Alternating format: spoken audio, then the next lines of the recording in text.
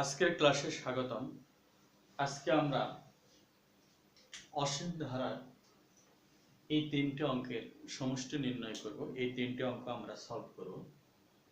প্রথম ধারাটির ক্ষেত্রে আমরা করতেছি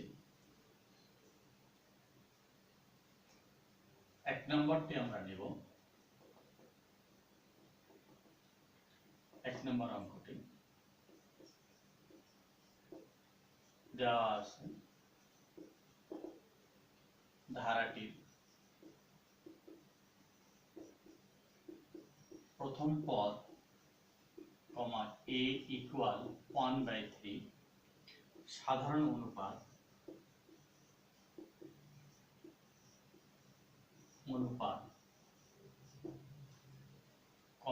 r ইকুয়াল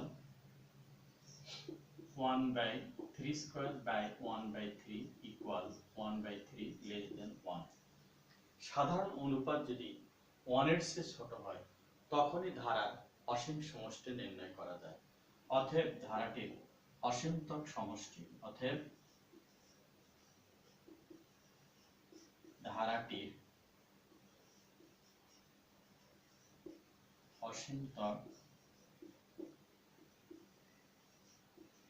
সমষ্টি s infinity equal a by 1 minus r equal আমরা লিখতে পারি a হচ্ছে আমাদের 1/3, 1 মাইনাস r হচ্ছে 1/3।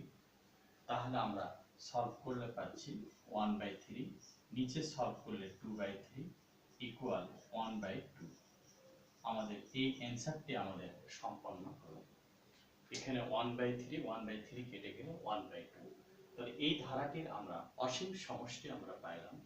যেহেতু সাধারণ অনুপাত 1 এর চেয়ে ছোট, সাধারণ অনুপাত 1 এর চেয়ে ছোট না হলে কখনোই অসীম সমষ্টি পাওয়া যাবে না। দ্বিতীয় অঙ্কটির ক্ষেত্রে আমরা এখন সলভ করব। দ্বিতীয় অঙ্কটিতে আমাদের কি আছে লিখি। দেয়া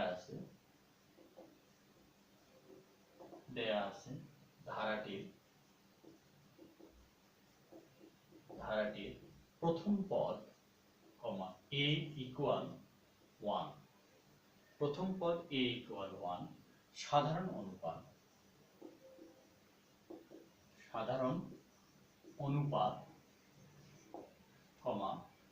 r ইকুয়াল দ্বিতীয় পদকে প্রথম পদ দ্বারা আমরা ভাগ করব 1 ইকুয়াল এত। তাহলে সাধারণ অনুপাতটি আমরা পাইলাম 0.1, যাহা 1 এর চেয়ে ছোট। তাহলে আমরা লিখতে পারি অতএব ধারাটির অসীমতম সমষ্টি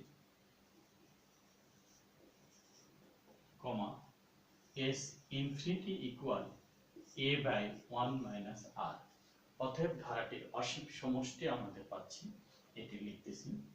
তাহলে এখানে 1, নিচে 1 মাইনাস 0.1 ইকুয়াল 1 ভাগ 0.9 ইকুয়াল 1 ইন্টু 10 ভাগ 9।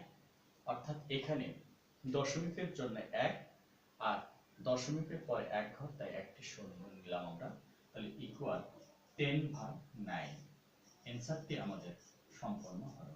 তাহলে এই ধারাটির অসীম সমষ্টি হচ্ছে আমাদের 10/1। তাহলে এটি আমরা জানলাম।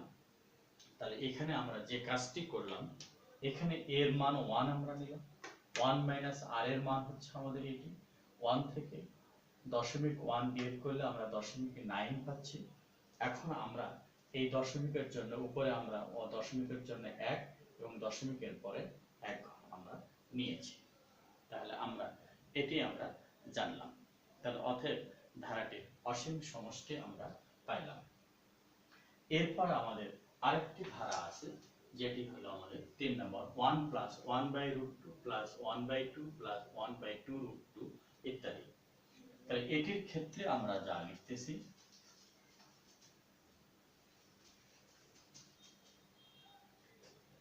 এখানে প্রথম পদ হলো আমাদের 1, সাধারণ অনুপাত হচ্ছে আমাদের 1/√2/1 ইকুয়াল 1/√2 লেস দেন 1, যাহা 1 এর চেয়ে ছোট।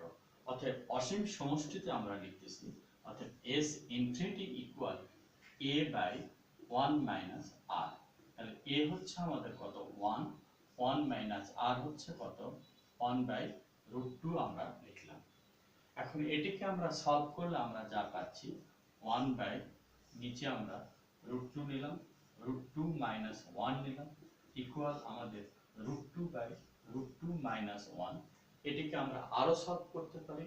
যদি আমরা উপরে যদি আমরা নেই লবের দিকে √2 প্লাস 1, নিচে হরে যদি আমরা লিখি √2 প্লাস 1, তাহলে আমাদের এখানে পাওয়া গেল নিচে a plus b into a minus b আমাদের সূত্র আকার আসতেছে। তাহলে আমরা এখানে লিখতে পারি √2 ইন্টু √2 প্লাস 1, নিচে আমরা লিখতে পারি 2 মাইনাস 1, অর্থাৎ এখানে আমরা পাচ্ছি √2 ইন্টু √2 প্লাস 1।